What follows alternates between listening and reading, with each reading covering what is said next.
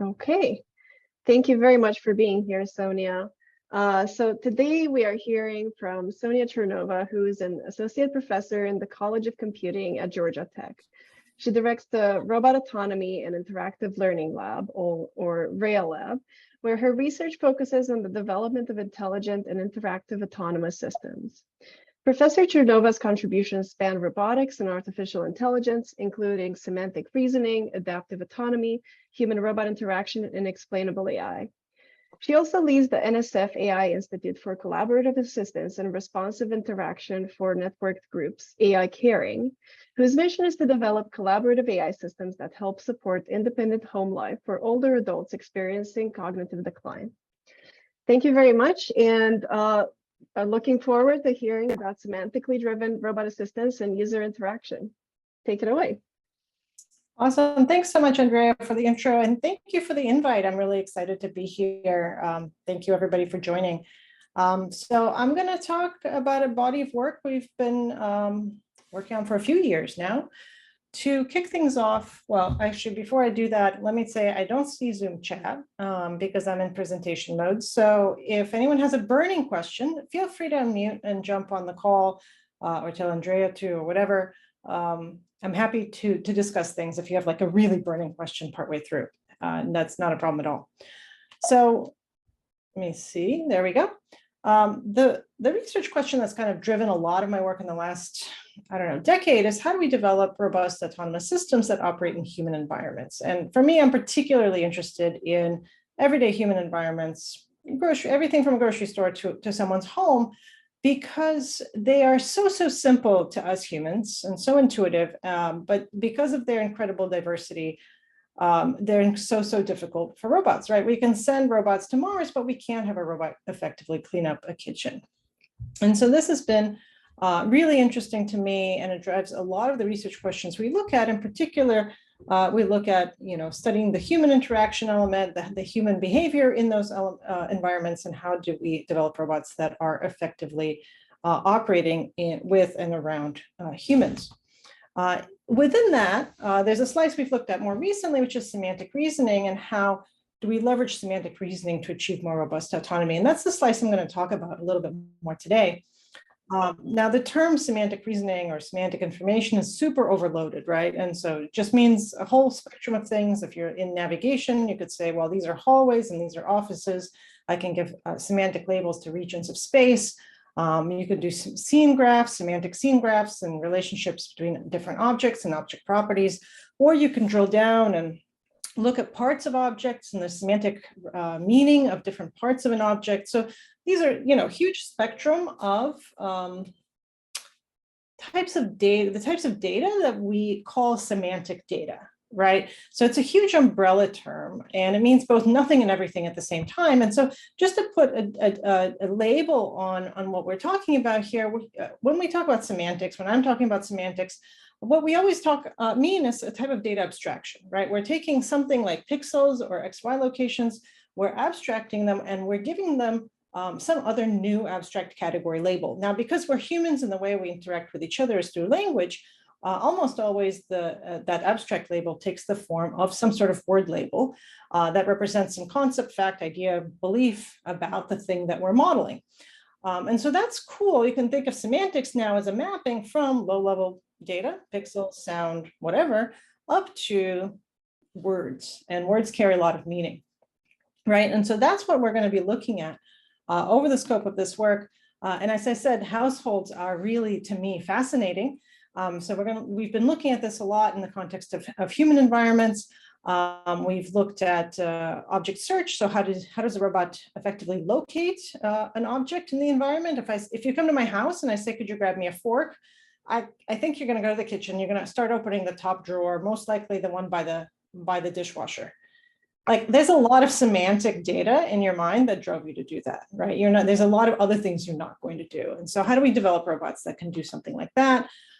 We've used semantics to repair tasks, recover from failures. So if the robot can't find an object or can't complete an action, what other things can it do that are semantically similar in order to finish its task?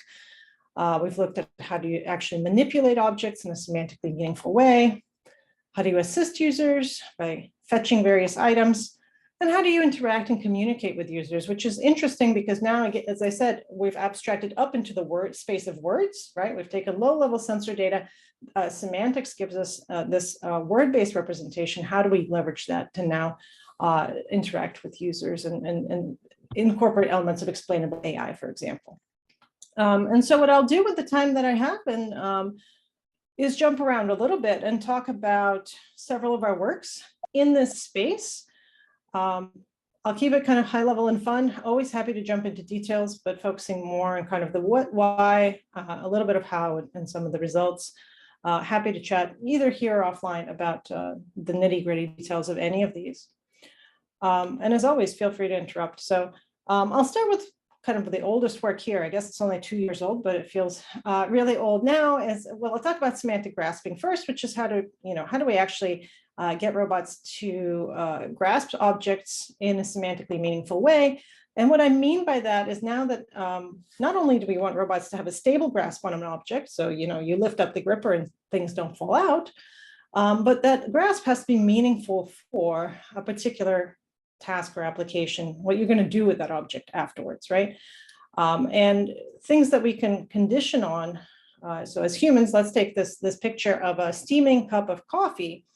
You can see it's hot, right? And so not only is the fact that you need to hold this cup upright a factor, but also that it's really hot and full might change the way you hold it, and because it suggests you should be holding the handle or you'll burn yourself. But now we also know that if you're handing something to someone, it's polite to hand it over with the handle first. But what if the cup is hot? Now you have competing objectives. So it gets a little bit complicated because we now want to constrain our grasp by not only the task, what we call task constraints, which is that you want to carry it or hand it to somebody or use it, but also the object constraints, the object state. Here's another example. If all I want to say is use this object scooping, this might be the type of grasp you would expect, right? From this ladle. And we want to go a little bit further than that. I think most prior work has really stopped mostly at kind of the task itself. And we want to go into things like, what if this object were metal versus plastic, or clean or dirty, or hot or cold, or full or empty? How do we have the robot actually perform the sensing needed to perform that kind of reasoning, and then reason about the right types of grasps? And all of this is very data-driven. And so since this is all data-driven, let me talk about where do we get our data, which we call context. So to kind of define what I mean by the context of a grasp, we're going to use a couple of sensors. We don't actually use that really old Connect, but that's the one in the picture.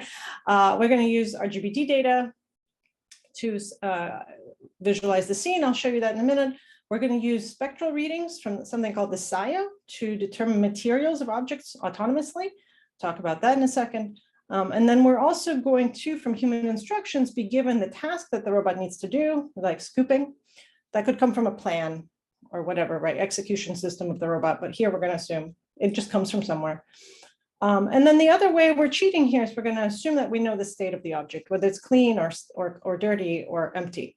I'm going to relax that assumption in the next project I'll talk about, but here that information is given.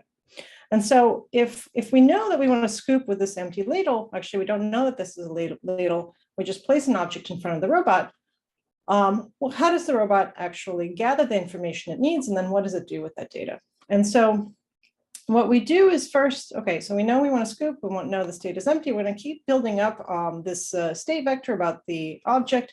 Going to run object recognition. It's going to say this is a spatula. And we're going to use a technique called affordance net from Doe et al. To then perform semantic segmentation on the object and to segment that object into two elements. Don't know what's going on with my anim.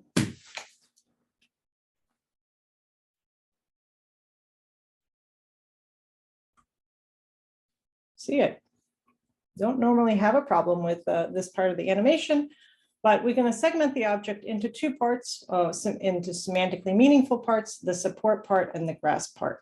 And I'm just going to keep going and say that the segmentation method, so there's a lot of different works on segmenting objects.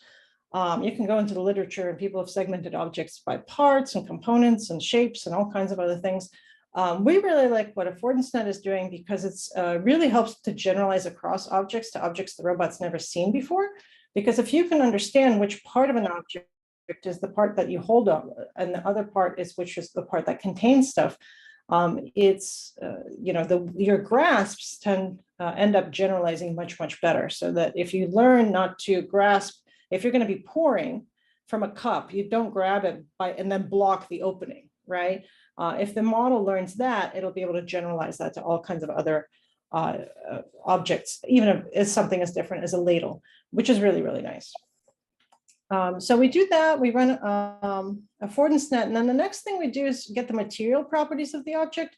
And that's this spectrometer that you saw in the video. It spits out a huge array of values, and you can throw that into an LSTM and learn that this particular object is plastic.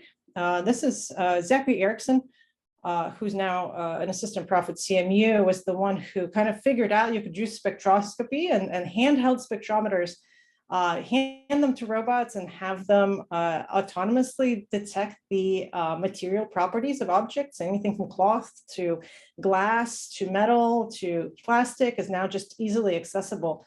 It's something like $300. Highly recommend.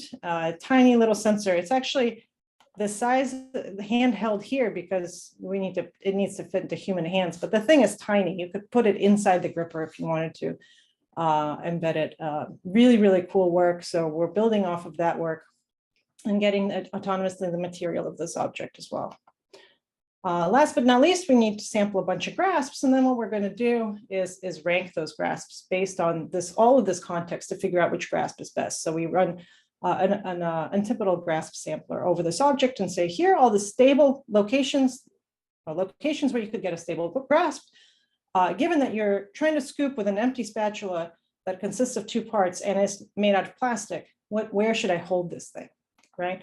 Now, we take all this. I'll show you the data set in just a little bit. We developed a training data set of vast variety of objects for the robot to grasp under lots of different settings. And then we train a model called the wide and deep network. This is, I think, out of Google in 2016, originally used for recommendation systems. Turns out to work really well on grasp sampling because it kind of blends this idea of a deep model and a fairly shallow model. It ends up generalizing to novel objects quite well. And what this model outputs is given all of this input, what it outputs is a value for each grasp in measuring its suitability for that particular task. And what you can simply do is go over your set of grasp candidates and pick the most highly ranked grasp, which happens to be this one that you saw already here. Sonia, can I ask you a quick question? Yeah. I'm sorry if you already said this, but how do you train this? Where do you get the training examples? Perfect timing. I skipped it. I left it to the end. So we created a 14,000 semantic grasps data set, which at the time was the largest semantic grasp. We actually 6 months later created one that's 250,000 grasps, I think. Which have, even larger. So if you're looking for a data set of semantic grasps, I can point you to a couple of these. But we had to do this by hand and as far as creation. And here, this is our smaller data set, 5 object classes, like lots and lots of cups. You can see lots of cups of different shapes and colors and materials, metal ones, paper ones, ceramic ones, and so on. With lids, without lids, hot, cold, empty, full. We had tasks like scooping, poking, lifting, hammering, and so on. So yeah, does that answer your question? Yeah, so they're manually entered and with those examples, so also with photographs, I presume, or some. Yeah, it has RGB. It comes with RGB scans and so on. And then there's a later one, I think, that has ShapeNet objects as well. And I will say, so this is one question we get is, does that mean that from the labeling, is there a bias towards kind of the human, is it human bias or is it robot bias? Like what is suitable for a robot is not necessarily always suitable. So a robot might be able to grasp hot things any way it wants. right? Versus humans don't. In this work, we made the choice of just going with what a human would do. We found it easier to obtain that kind of data. That's how the training set's going to be. And so that's what you'll see in the videos I'll show in a second. But obviously, if you don't want that bias, then you should just change the distribution of the grasps. But we do things, tell the robot things like, it's not appropriate just to stick your gripper in someone's coffee when you're picking up the coffee, right? Or don't grab the hot cup, just the same way you wouldn't as a human. One last question. Are you always looking top down when you view them? Yeah, pretty much. Kind Okay. of as a slight angle. Okay. Yep. Have not tried other angles. Okay. That's a really good question. I'm trying to think of whether it would matter. I'm guessing it probably would. Yeah. Okay. Thanks. Yeah. I have a quick question too. Yeah. So this looks right now at how the robot can pick up the object in the most natural human way to pick up the object. But what if the task is more related to handovers? So what if the task is for the robot to pick up the mug such that the mug can be handed over to the human in the most natural way for them? Yeah, so we have a handover task and we try to keep the handle free. And then but we're not learning the gesture you would make, right? That there's other works in the HRI community on actually making the gesture of handing things over, a whole series of works, in fact, on that. This would segue into that, but is not part of this model. Yeah, but the grasp does try to keep the handle free for the human's hand.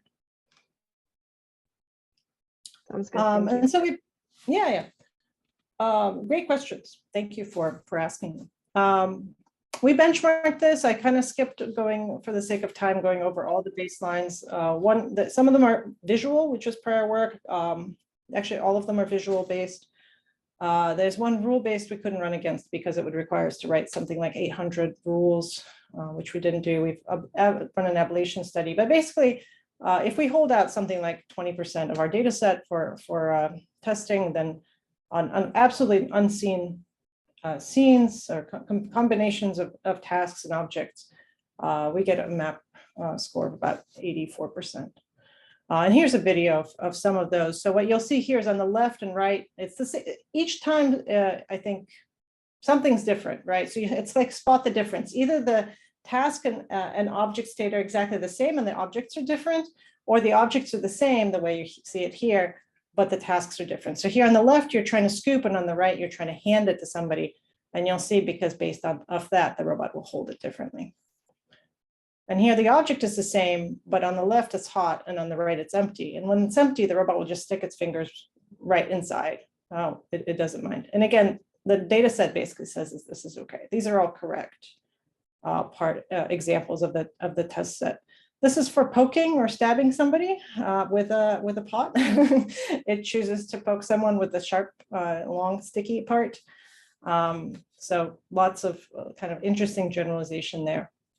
Obviously, you'd want to build on this and go to something like handover or actual manipulation tasks after that we stop short of. Now, one place we cheated on that previous one is modeling the object state. We told the robot it's empty or clean or whatever. Let me talk about another project where we actually can infer that data. I classified it originally as object search because it was involved in object search. I realized I probably should have called it modeling object state because it's a much more general framework. So let me dive into that one and we can talk about how it relates. Before getting to our work, I'll say that in the community, we've had years and years of work on modeling all kinds of semantic properties of objects, from something like knocking on the object and trying to predict whether it's full and empty or what material it is, right? So it's auditory information, haptic information, visual information, lots and lots of cool projects in that space. And up until like literally this past year, all data has been modeled, all semantic data in the field has been modeled in the form of triples, right? Which are actually a binary representation despite their name. A triple relates two piece of information with some sort of relation properties. For example, cup is made of glass, or cup is made of ceramic. And these statements are generally either true or false, right? So you have these binary semantic relations, large tree structures or graph structure or embedding spaces that model large collections of semantic data. And there's bodies and bodies of work on this and the successes you can have with this type of reasoning. We've used these as well. Really very effective. But one thing about binary relations is that they don't always carry as much information as you could want. So for example, if I know that this cup is in the cabinet, this is just a binary relation. And if I represent all of these potential in all so on the left is the object, on the right is all the potential facts I want to know about this object. Is it ceramic or plastic or wet or cold or whatever? And because each one is binary, to learn that they're dependent takes a little bit more work. By itself, this representation, if I know that the cup is in the cabinet, does not tell me whether the cup is clean or dirty. Can I develop a neural network that will learn to infer that? Yes, but the representation is not, it's not very direct, right? And so recently, not just us, but to kind of the community has started to shift from this binary representation to what's called an n-ary representation of n-ary relations, right? Where instead of just two concepts being related to each other, we have an arbitrary number of n. So here's an example of where n equals 4 that tries to explain why, for this particular example of a cup, this type of relationship might be beneficial, right? So if we know we have a cup, there's a connection between a cup that is clean, a ceramic clean cup that's in a cabinet, and a dirty ceramic cup that's in a sink. These factors on the left happen together quite often, and these factors on the right happen together quite often. And what we want is, if we know where the cup is, right? So if we know that it's in the cabinet, because we see it inside the cabinet, not only can we see that it's a cup, but we can also now infer that it's also clean, or much more likely to be clean than dirty, because people shouldn't be putting dirty cups inside the cabinet. So this type of n-ary representation, as I said, could be still binary, could be n equals 5 or whatever. There's a hypothesis going into this work that if we model semantic object data in terms of these n-ary encodings, then we're going to be able to reason more effectively about complex object scenes and complex object properties that are interdependent between each other. That are, if they're independent, this is not really a factor, but a lot of them are not. And so what the challenge in this project was actually getting the data. This is really hard. But we collected, I'm kind of skipping over how we collected, it involved layers and layers of crowdsourcing. We collected descriptions for objects. So these are images we had, and each of them had a location attribute as well. So on the first object is a red cup that is thin, short, it is for pouring, it is plastic, it is full, it is compressible, it is hot, on the table in the kitchen. I think we said it was full of hot coffee. The middle one is also a cup. It's blue, thick ceramic, hard, full. It's it's room temperature right now. It's in the sink and it's in the kitchen and so on. So we're able to get, these are not surprising descriptions. They're just much more rich than prior works have generally gone. And what we do is we use a transformer representation for modeling all of these n-ary relationships, or learning these n-ary relationships between for each of these objects. And the way we train this model, as I said, we collect these scenes, right, and these descriptions, and then we train this model by giving it as input. These are embeddings, right, multi-relational embeddings. So there's a value embedding and the type embedding for the type of color or shape or whatever. So a huge vector, right? But what we can do is mask out one factor at a time or two factors at a time, and then have the train the model to predict the thing we've masked. So for example, I could hide that this thing is, this particular blue cup is inside the sink, and train the model until it's able to predict sink as the likely location for a dirty, room temperature, wet mug, right? We can mask sink location, then we can mask the fact it's ceramic, we can look at other scenes, and we can do this over and over. And the really cool thing about this is, even though I'm showing you examples where there's tons and tons of data in the query, you don't, when it gets to query time, you don't have to be that specific. The queries you make for the system at runtime can be as specific or as general as you want. You can ask something like, is a ceramic cup fragile? That's a pretty high abstract single factor, right? Ceramic cup, one descriptor for this cup, and you're trying to predict its hardness. Or it could be really specific. I could look at a scene, I could have the robot observe this particular cup and try to figure out, is it clean, right? This is relating back to our semantic grasping work. Can I predict the state of this object, right? And what can it detect from vision? Well, this is a cup, it is white, it's ceramic, it's at room temperature, on the rack in the kitchen. Is it clean or dirty? And most likely it is clean. And I think I messed up this labeling. It should be predicting the cleanliness, not the location. But you kind of get the idea that you can ask lots and lots of different questions. There's I have a quick question. Yeah. I'm wondering about something like hot or cold. Yeah. Is it necessary? Like, it's not necessarily true that a cup that has coffee in it and is on the counter is hot. Like, how do you determine these? And if you train, and you know, in reality, what I hope one day happens is that the robot goes around and explores its environment and learns about things, or eventually learns that hot things steam and other things don't.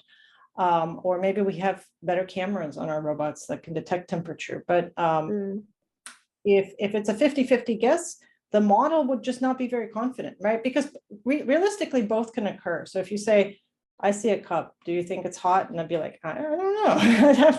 But I could tell you that my confidence is pretty low. Versus I look at that cup in the sink full of water, and someone's like, would you drink from that? No, I wouldn't. That's dirty. And I'm pretty damn confident this is dirty. I'm not going to drink from that, right? So it comes down to confidence, I think. Yeah. Thanks. Cool. And then there's all kinds of attention stuff. I'm going to skip that due to time. As I said, we had to crowdsource the heck out of this thing. We created another data set. It seems to be a common thing for us. About 1,500 object instances total to train this model. That's an object instance is kind of the combination of all the factors that describe the scene. And then, of course, we can magnify the amount of training data we have for our model by carefully cutting out different combinations of factors and making it masking out different parts. Benchmark this against some really cool recent work from a number of really great researchers, but all of the previous works really were based on this binary representation that performs quite well on this data set, but it isn't just able to learn. I think maybe given way more data, the ultimate performance would be fairly close. But what there's other models are really struggling with is understanding kind of the relationships between some of these properties. The closest to us is the Markov logic networks, but they're super slow, of course. We also tested against humans. That was fun. We created a scavenger hunt for the robot and for all these other algorithms, but also for humans, just to see how well people find objects. This was just predicting the location. We would say, okay, find me a wet sponge or a full dirty cup. And we would describe objects and have people predict locations, because that was kind of the easiest things to ask people. People were able to do it at 85% success on their first try, and by 91% of the time in 3 tries. And our algorithm is kind of the closest, right? We get to 88% here, not quite a human, but very close and kind of outperforming the others. So That was a fun little game we had. Let me jump now to, so we've modeled objects, we've picked them up, we figured out where they were, and I'm going to switch context entirely and talk about now people in this environment, and actually helping people in some way and making robots useful, right? That's what we're here to do ultimately, is to make robots useful. And so in that context, I would say that there are two types of assistants at a very, very abstract level. I would say there's a type called reactive assistance, which is a user shows up and says, hey, robot, bring me my X, right? Bring me my a water or a tennis bag or whatever. And then some amount of time happens and the robot shows up with the thing you asked for. Let's say it's always perfect with the thing you want. Robots are slow. I gotta say, this would get old. So there's two issues with this. One is that robots are slow, and that's going to keep getting better. But right now, for the next foreseeable future, robots are slow. The other is that there's a burden on the user to keep saying stuff, right? And sometimes it's just easier for me to go get my thing than to ask the robot to do it. And so we argue that there's another, we're not the only ones, looking at this idea of proactive assistance, that the robot, in its potentially plodding, slow way, could anticipate that you might want your tennis bag, go ahead and go get it before you need it, as many as maybe 30 minutes before, I don't know, depending on how much time it needs. And then maybe just leave it where you need it, or to tell the user, I know you like to play tennis on Tuesdays, I set your tennis bag by the door, right? Or I could bring out your cereal in the morning or whatever else, right? So imagine your ideal robot butler that is kind of anticipating the user's needs and performing actions ahead of time. We've taken a really object-centric approach to this proactive assistance idea. And that's because in our other line of work, I've been doing a lot of activity recognition. And I got to say that activity recognition in a full house scale with all the diverse behavior that humans have just seems really daunting to me right now, right? Having a robot that follows you around and constantly watches what you're doing is creepy. Having cameras everywhere is unrealistic. And so we don't always know what people do. That's okay. Can we still be useful? In particular, can the robot observe how objects move throughout the house? So for example, in the morning, the cereal comes out in a bowl, and then the bowl goes in the sink and the cereal goes back in the cupboard and whatever else. And if the robot can observe these object movements, is that enough? Can the robot be useful and proactive without monitoring the user's activities? And kind of our selling point here is you don't need to observe all the time. You don't need to recognize every activity, which is impractical. Just watching the objects, it gives you the actionable information you need in order to help, because we're going to assume that the way the robot here helps is by going and fetching the things you need, like your tennis bag. And so what we have is a system that where the robot observes first passively, kind of what's going on in the world, observes basically activities of daily living, right? The person doing their own thing, observes how objects move, and then learns a model that takes in the current time of day and the current state of the world. So not just conditioning on time, but time and the current state of the world to predict the future state of the world at some future time step. And you can look further, more or less out into the future. And then based on the predicted state, the robot can determine which objects it can proactively fetch you, such as your breakfast items right before breakfast. So we use a generative graph neural network to model all of this. I'm going to leave the details for our paper, but the idea is, again, that we have kind of a semantic scene graph representing the state of the world in its original state. And then we have a kind of probabilistic scene graph that we project further and further out at various time steps. And then the robot decides whether to move an object based on its certainty about the user needing an object in a particular time. To train all this, we collected a data set and used a simulator called Virtual Home, which has been really useful. This was kind of a two-step crowdsourcing process. We first crowdsourced like what are typical activities people do. And then we had a second set of users script different ways to eat breakfast, different ways to carry out some of those activities. I'm not going to go through all of the data collection other than to say that what ended up, we did a lot of clustering and a lot of kind of probabilistic modeling to make sure that we captured human routines, but actually preserved a tremendous amount of variability, like natural variability between human behaviors.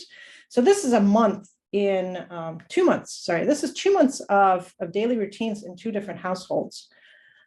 And you kind of see very different households, different patterns in terms of this left person works from home, the right person leaves for work in the middle of the day.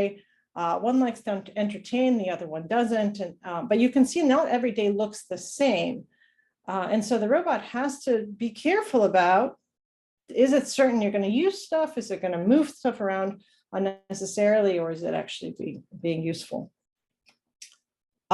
And so I'll skip through this and just jump to the slide and say what we're, our metrics in evaluating all this is what percent of objects that the user actually needed were placed. If you were going to play tennis, how often did I actually bring in your tennis bag ahead of time? Or how often did you were going to use your tennis bag and I brought it, but I brought it to the bathroom instead, which was been wrong and weird, right? We want to lower that. We don't want that. And then how often did the robot move things thinking you were going to need it, but you never used it, right? And again, you want to lower that. And what we see is that it's less than 1% of the time with our algorithm does the robot touch things unnecessarily. It's actually quite conservative compared to our 2 base slides, Fremen and static semantic, which are from prior work. I skipped the slides with those really nice citations. These are kind of based on the frequency of occurrence of events, are a little bit more independent of the current state. So we're by conditioning on both time and current state, we're able to do a really nice job there. And then we have better metrics as well on both higher percentage of correctly moved objects and lower percentage of wrongly moved objects, which is what you want to see. So this is kind of ongoing work,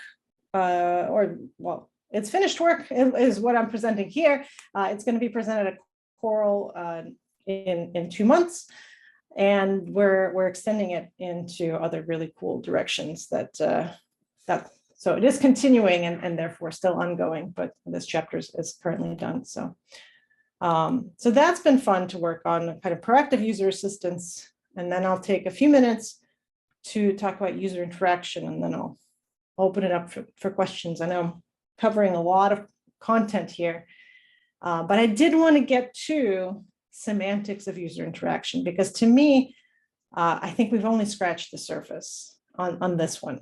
And it really needs more attention. But all right, for this last scenario, think about your robot butler, and it's doing awesome stuff, and you're no longer we're not teleoperating robots or watching them. They're doing stuff while we're not watching. It's really exciting. And inevitably, what's going to happen? Inevitably, this robot's going to fail at some point, and you're going to come into the room and be like, what the heck are you doing? Why are you just standing over the counter with your arm up in the air and nothing's happening? We're going to walk in and say, why did you do that? And more importantly, not only are we going to walk in and say that, but people who are not roboticists, who don't have a degree in robotics, are going to come in and say that. And so in this project, we look at how do we generate semantic explanations for non-experts, non-roboticists, to explain robot failures. And our goal is not only for them to understand the cause of the failure, but also how to fix it. There's lots of things that can go wrong with robots, as we all know. We're going to look at just a small subset of manipulation errors for this work. And this is a 2-part project led by my student, Evelina Das. And she first had a paper in HRI that explored this idea of explainable AI around robot failures.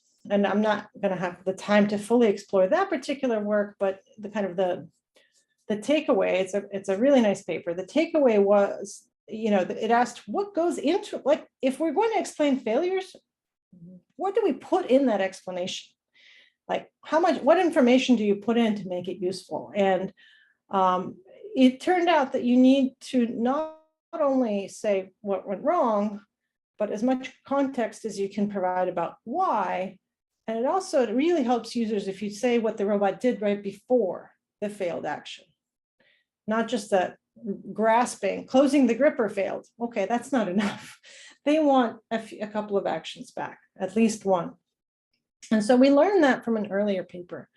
But in that paper, a lot of stuff was hand scripted because we were really focusing on kind of the content of an explanation. And in this project, we now turned a little bit more to semantics, which is why that links to this whole theme of today. And we wanted the robot to just look to experience an error, manipulation error, and based on the semantics of the scene, be able to explain what happened and what went wrong. And in particular, we're going to use semantic scene graphs, which is kind of modeling the relationship between these objects. These are a modified semantic scene graph that we've retrained. We've taken a standard model, but we are modeling partial occlusions and objects that are really, really close together as specific relationships within that scene graph. Because really cluttered scenes can make grasping more challenging. We're making a few assumptions that I can talk about later about grasping, and some of like the new NVIDIA work would be able to solve manipulation in a cluttered scene by decluttering the scene. But let's, for now, assume decluttering is not really available.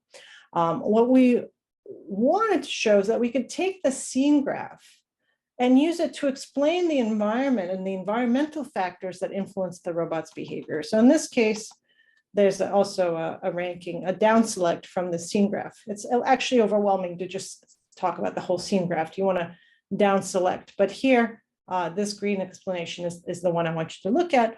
The robot could not pick up the can because it's occluded by the pitcher and too close to the cups, right? That's the type of explanation we want to be able to generate and do generate through this vision-based approach.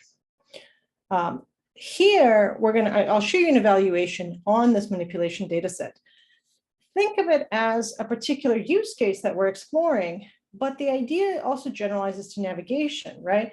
If the robot isn't able to get through a hallway because there's a cabinet or a box or a chair blocking the hallway, imagine the robot, instead of just saying, I didn't reach my goal, to being able to say, that chair is blocking my way to the door.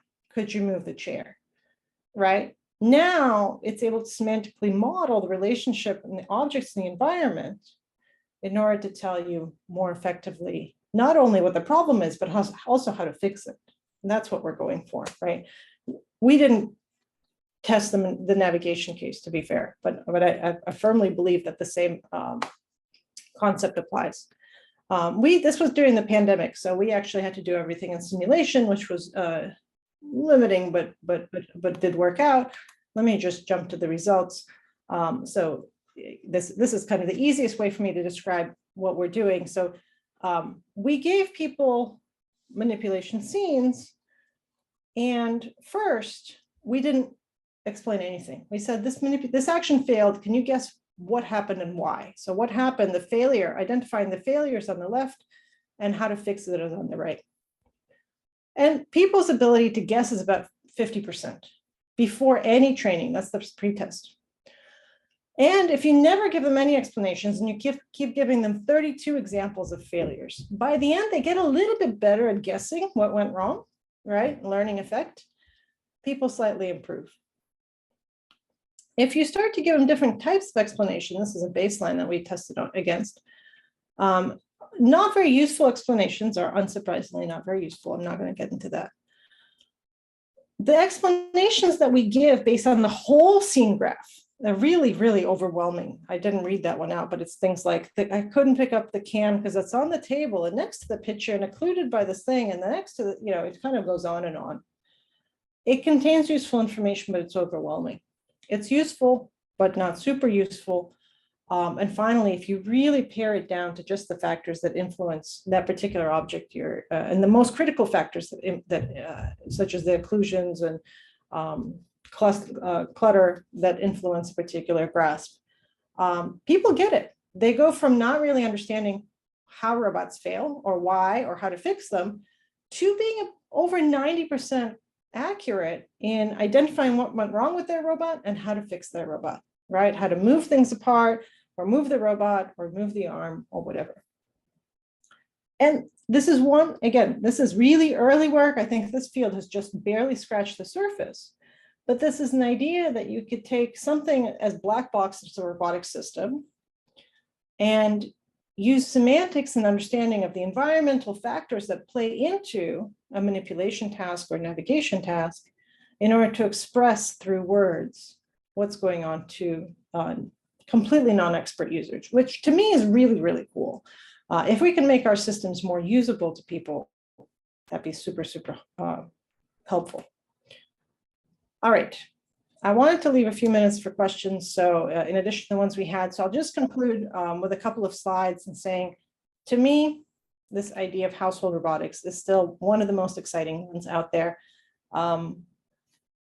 We keep chipping away at it, right? Each of the projects I'm talking about, one tiny piece of the puzzle.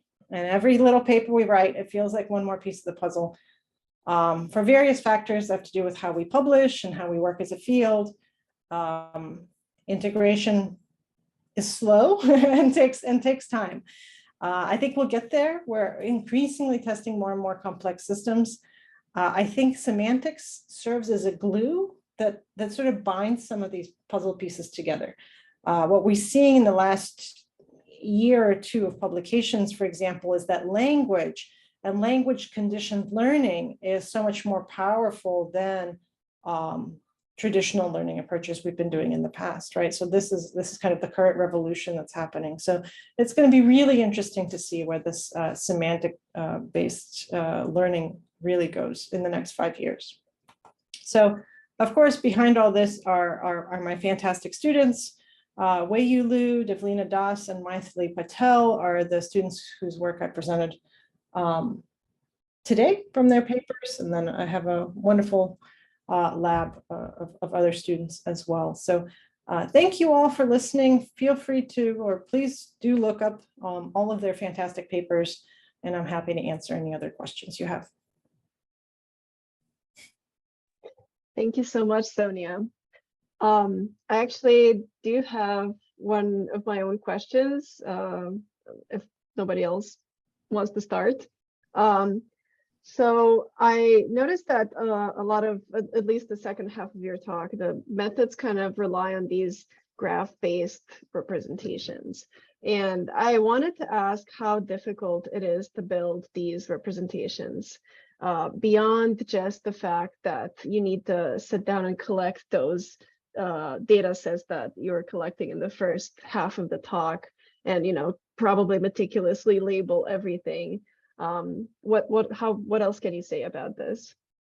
Yeah, that's a great question. I mean, a lot of our more recent data is coming from simulation, where of course you get a lot of the labeling for free. So that's, I think the reason we're using graphs so much, and why others in the field are using graphs so much, is because we're interested in the relationship between objects more than the objects themselves, right? And that's not just us. Like, again, I think I see this as a pattern across the field.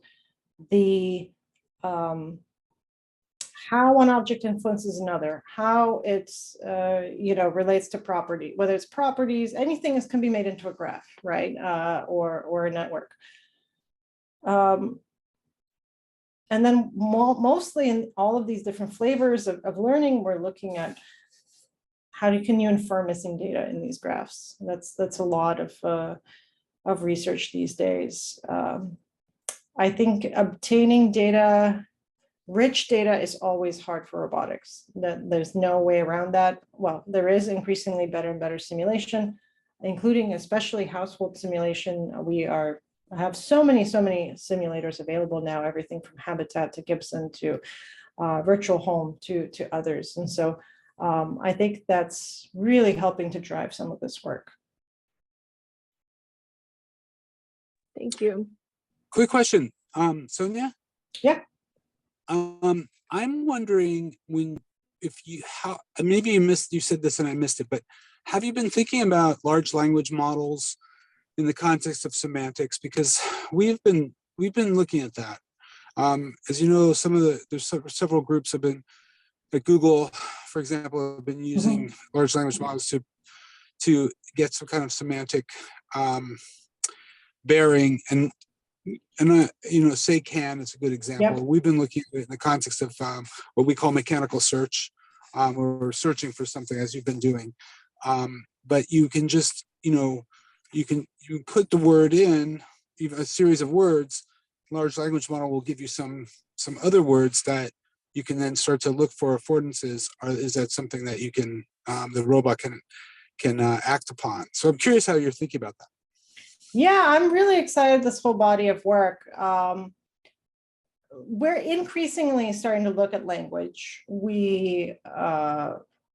I think not that particular context, because I think I've seen several other really successful works that I'm excited about, either already coming out or on the cusp of coming out, where say can is one example, where language is being used in an even more powerful way than I anticipated. And I think that's super, super exciting.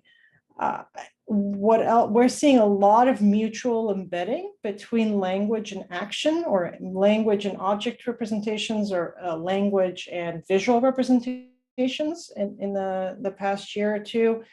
And I think that's not like using GPT-3 directly, but embedding in the same space also brings its benefits. And so I think that there are a number of critical ways in which language is increasingly playing a factor in areas of robotics, which traditionally completely ignored the language aspects, right? It used to be just an interface for humans to give a command, and then you quickly strip it of all language properties down to tokens or just actions, and then you do everything else, and then maybe you threw in some basic text to speech at the end. Completely different reasoning these days, where language is actually embedded. I'm really excited about all those works, Ken. Myself, we're doing a little bit of language conditioned learning, but maybe not quite of the type that you referred to exactly. Okay, great. No, I would look forward to talking more about this in the future, but I do think there's something exciting, because I was surprised, but I do think that the large language models are capturing some aspect of the semantics in a deep way that, we hadn't had a source for that, until recently. And so it's connecting it again with the world of the robot is still the challenge. And it's not going to help us with grasping per se, but it may help us say, as you're doing, I want to find the fork, and it will guide us, guide the robot in a really natural way to those kind of situations. So yeah, I'm glad we're thinking similarly. And I think task prepare is really potentially powerful. I'm not doing it currently. Somebody else here should. I think thinking of ways, there's multiple ways to achieve many goals, right? Many things can be achieved, like, especially in a house, in different ways. And I found that language captures a lot of that diversity really, really well as well. So I'd be really interested if somebody can find a way to make more robust autonomy, kind of more adaptive robots that are able to recover from, I couldn't find your favorite coffee cup, but here's your coffee in a paper cup because that's the best I could find, kind of that kind of stuff. Right, exactly. I completely agree. And I think that's error detection recovery. How do you recover? And, our robots are going to get stuck in various kind of contexts. And if they can start to pull on, vast tracts of prior utterances and use those to sort of figure out how to get out of a situation, that's very interesting. Yeah, someone here should do it. Okay, I hope everybody's listening. Sorry, Sonia, I'm sorry I have to run. Our lab meeting starts now, but thank you so much again from my perspective, and I will be happy to keep watching this on video and keep in touch, and I'll see you virtually at Coral 22. Yeah, thank you for coming, and thanks for all the discussion. Thank you so much. Okay, bye everyone. Thank you, everybody.